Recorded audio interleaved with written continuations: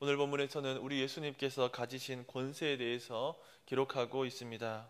오늘 말씀을 통해서 하늘과 땅의 모든 권세를 위임받으신 우리 예수님을 믿고 따르기로 결단하시기 바랍니다. 우리 예수님 일행이 다시 성전에 올라가셔서 거닐고 계셨습니다. 예수님께서 참 성전 되시는데 성전에 모형되는 예루살렘 성전에 계신 것입니다. 구약의 대표적 상징물이 되는 예루살렘 성전에 신약의 참 실제이신 예수님께서 와 계십니다. 구약과 신약이 공존하는 상태입니다. AD 70년에 이 손으로 지은 성전이 무너질 때까지 이렇게 구약의 상징물과 신약의 실체가 공존하는 기간이 있습니다. 예수님께서 성전되는데 구약의 성전도 있죠.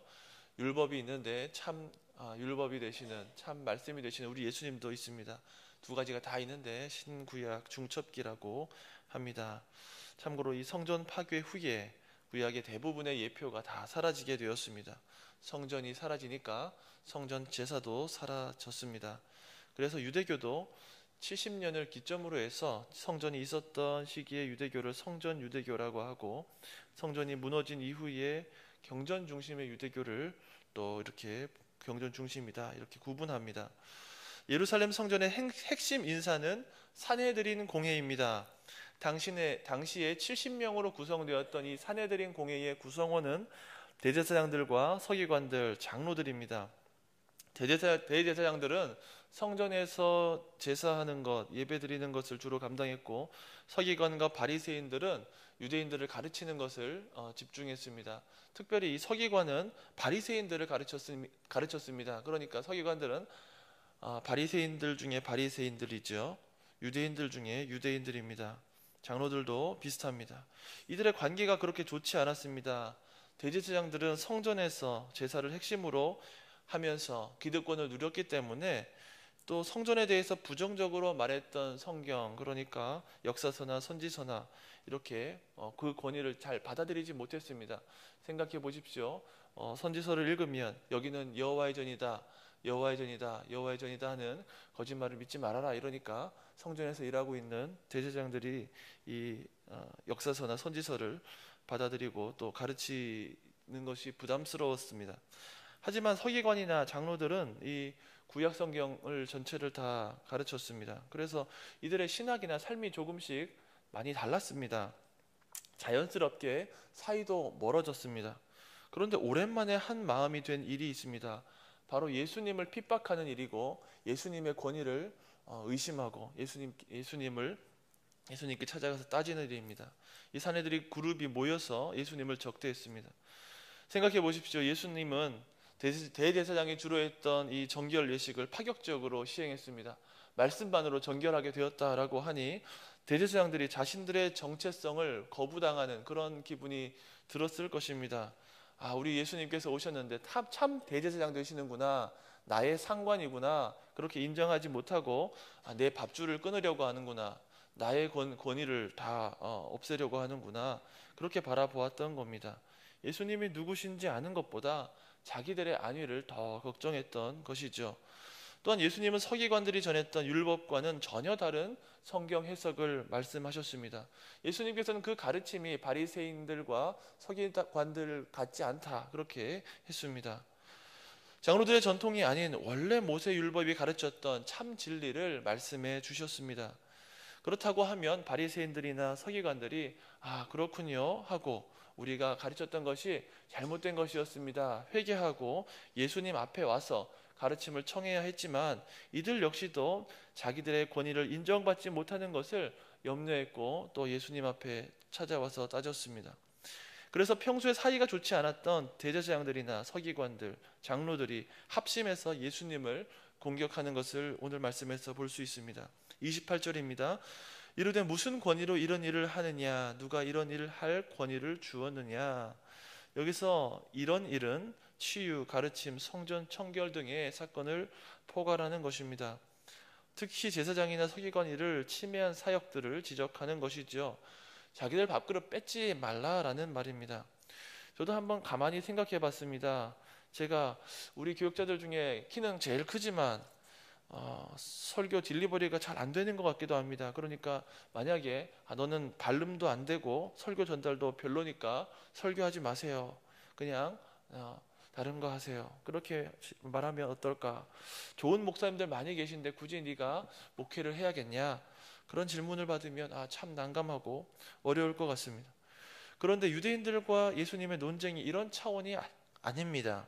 우리 예수님의 가르침은 유대 종교자들의 수준이 아니고 또 밥그릇 싸움할 대상도 아닙니다. 우리 예수님이 만약에 우리 시민교회에 다시 오셨다고 하면 목사들이 설교할 이유가 있겠습니까? 우리 주님이 다시 오시면 우리 모든 교회 직분자들의 직무도 다 끝날 것입니다. 그러니 유대인들이 예수님 앞에서 성전이니 율법이니 안식일이니 따지고 할 필요가 전혀 없습니다. 구약의 선지자들이 하나님의 말씀을 듣고 그렇게 전하는 것에 사역을 했는데 우리 예수님은 하나님의 말씀 그 자체입니다. 하나님의 독생하신 아들이고 본질로는 하나님이십니다. 그렇기 때문에 밥그릇 싸움할 것도 없고 또 예수님에게 따질 것도 없습니다. 그저 예수님의 권세에 복종하고 찬송하고 따르기만 하면 됩니다. 누구에게 받은 권세로 이런 일을 합니까? 라는 질문을 했습니다. 예수님이 3년간 공생애 하셨지만 종교 지도자들이 아직도 예수님이 누구신지 알지 못했던 것입니다. 구약 성경이 예언한 바로 그 메시아시다 알아보지 못한 것이죠. 여러분, 우리 믿음이 왜 작고 부족한 경우가 많을까요? 그것은 우리가 예수님이 어떤 분이신지 잘 알고 깨닫지 못하기 때문입니다. 우리 예수님이 이 땅에 오신 하나님의 독생자의 아들이고 하늘과 땅의 모든 권세를 가지시고 지금 하나님 우편에 앉아 계셔서 다스리신다라는 것을 진실로 알고 진실로 믿지 못하기 때문입니다. 예수님이 누구신지 아는 것, 그것이 바로 믿음입니다. 예수님이 종교 지도자들에게 물으셨습니다. 요한의 세례가 하늘로부터냐 사람으로부터냐 내게 대답하라. 예수님은 요한의 세례가 하늘에서인지 아니면 사람에게서인지 물으시면서 이들의 말문을 다 막으셨습니다. 예수님이 여기서 세례 요한을 언급하신 것은 유대 종교 지도자들이 메시아의 선구자였던 세례 요한을 인정하지 않았기 때문에 또 자신을 인정하지 않는 것을 따지는 것입니다. 이들은 세례 요한도 인정하지 않았고 예수님도 인정하지 않았습니다. 그런데 가만히 생각해 보면 유대 종교 지도자들은 구약의 어떤 선지자나 어떤 말씀도 옳게 받아들인 것이 없습니다. 만약에 이들이 아브라함이나 모세나 다 바르게 알고 있었더라면 예수님도 잘 믿었을 것입니다. 그런데 아브라함, 모세, 다윗이나 엘리야 그 누구의 신앙도 누구의 신앙 고백도 다 알지 못했기 때문에 예수님도 믿지 못하고 또 받아들이지 못하고 예수님의 권위를 의심한 것이죠. 종교 지도자들은 당시에 세례 요한도 인정하지 않았습니다. 그리고 요한이 베풀었던 세례나 가르침도 도무지 받아들일 수 없었습니다. 세례 요한의 사역은 대제사장들이나 서기관과는 별도로 진행되었던 것입니다. 사람들은 요한의 권세를 인정하고 받아들였기 때문에 만약에 이들이 세례 요한을 인정하지 않는다라고 하면 사람들이 종교 지도자들에게 등을 돌릴 것이라고 생각했습니다. 대중의 인기를 염려했던 것이죠. 만일 요한의 세례가 하나님에게서 나온 것이라고 한다면 종교 지도자들을 향해서 독사의 자식이라고 그렇게 책망했던 세례 요한의 말을 믿지 못하는 것이 됩니다. 세례 요한이 처형될 때에도 적극적으로 막지 못했고 헤롯 안디바에게 동조한 것 역시도 문제가 됩니다. 세례 요한의 신적 권위를 부인한 유대 종교 지도자들이 예수님의 신적 권세를 도무지 받아들일 수 없었던 겁니다. 만일 세례 요한의 세례가 사람에게서 나온 것이라고 신적인 권위를 부정하는 대답을 했다면 사람들이 요한을 참 선지자로 여겼기 때문에 이 백성들을 두려워했던 것이죠. 세례 요한의 세례가 사람에게서 나온 것이라고 종교 지도자들이 대답한다면 요한을 참 선지자로 인정하고 있던 백성들이 그들을 돌로 쳐 죽였을 것입니다. 우리 예수님은 문제의 본질을 정확하게 파악하고 이런 전곡을 찌르는 질문을 하셨습니다. 우리도 어떤 영적인 문제를 바라볼 때에 본질을 정확하게 파악하면 좋겠습니다. 그래서 나 자신이나 우리 가족들이나 형제들에게 정확한 처방을 내리면 좋겠습니다. 그리고 반대로 우리가 잘못한 경우에 우리를 사랑하는 사람들이 우리를 향해서 정확한 또 책망을 한다면 우리는 잘못을 인정하고 또 죄에서 돌이킬 수 있어야겠습니다. 교회에서 신방을 합니다. 신방을 하는 교회 직분 공식적으로 교회 신방을 하는 직분자들, 항존 직분자들인데 신방의 목적 중에 하나는 권징하기 위함입니다. 권징이라는 말은 권선징악의 약자입니다. 선한 것은 권하고 악한 것은 징계한다, 이 말을 줄여서 권징이라고 합니다. 우리가 지체가 믿음을 따라서 잘 살아가고 있을 때에는 착하고 충성된 종이다, 이렇게 예수님께서 말씀하시는 것처럼 칭찬해야 하고, 그런데 만약에 예수님을 오해하고 잘못된 믿음과 행위를 따라서 살아갈 때에는 말씀을 가지고 권면해야 합니다. 권징을 시행하는 것이죠. 우리 예수님이 종교 지도자들에게 했던 것이 바로 이런 권징입니다. 자신을 살피고 돌이킬 수 있는 기회를 주셨습니다. 이때에 이들이 회개하고 주님께로 돌아가야 했습니다. 그런데 그렇게 하지 못한 것입니다. 마음이 완악해서 우리 예수님께서 권면해도 도무지 듣지 않고 자신을 살피지 못했습니다. 33절입니다. 이에 예수께 대답하여 이르되 우리가 알지 못하노라 하니 예수께서 이르시되 나도 무슨 권위로 이런 일을 하는지 너에게 이르지 아니하리라 하시니라. 예수님의 대답이 아주 시원합니다. 이들의 질문이 정당하지 않고 이미 답을 정해 두고 몰아왔던 것을 아시기 때문에 문제의 본질을 알고 이들에게 대답하셨습니다. 이러한 답을 들었던 종교 지도자들은 정말 자신을 돌아봐야 했습니다. 내가 답을 정해두고 우리 예수님을 몰아갔구나. 내가 세례 요한에 대해서 솔직하게 말하지 못하는 큰 문제가 있구나. 예수님에 대해서 크게 잘못하고 오해했구나. 그렇게 말해야 했습니다. 회개해야 했습니다. 하지만 유대 종교 지도자들이 끝까지 회개하지 않았습니다.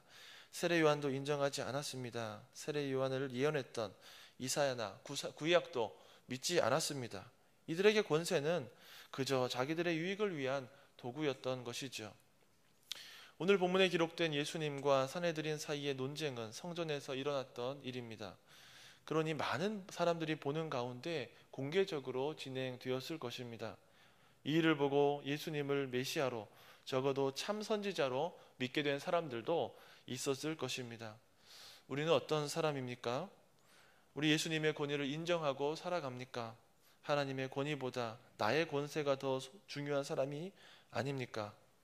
우리 영혼과 골수를 찔러 쪼개는 하나님의 말씀에 순종하는 사람이 되어야 됩니다. 말을 맺겠습니다. 우리 예수님의 권세와 또 논쟁을 통해서 우리는 참 성전 되시는 우리 예수님을 모시고 살아가야 하는 새 성전이라는 것을 발견해야겠습니다.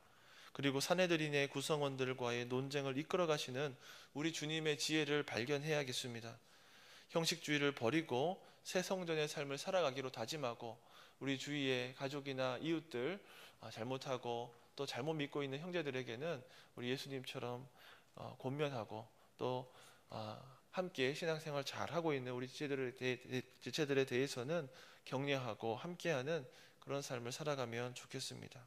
우리 예수님의 권세를 인정하고 오늘도 예수님과 함께 살아가는 우리 서울시민교회 성도님들 되시기를 주님의 이름으로 축원합니다. 아멘. 주기도문 하겠습니다. 하늘에 계신 우리 아버지, 아버지의 이름을 거룩하게 하시며 아버지의 나라가 오게 하시며 아버지의 뜻이 하늘에서와 같이 땅에서도 이루어지게 하소서. 오늘 우리에게 일용할 양식을 주시고 우리가 우리에게 잘못한 사람을 용서하여 준 것 같이 우리 죄를 용서하여 주시고 우리를 시험에 빠지지 않게 하시고 악에서 구하소서. 나라와 권능과 영광이 영원히 아버지의 것입니다. 아멘.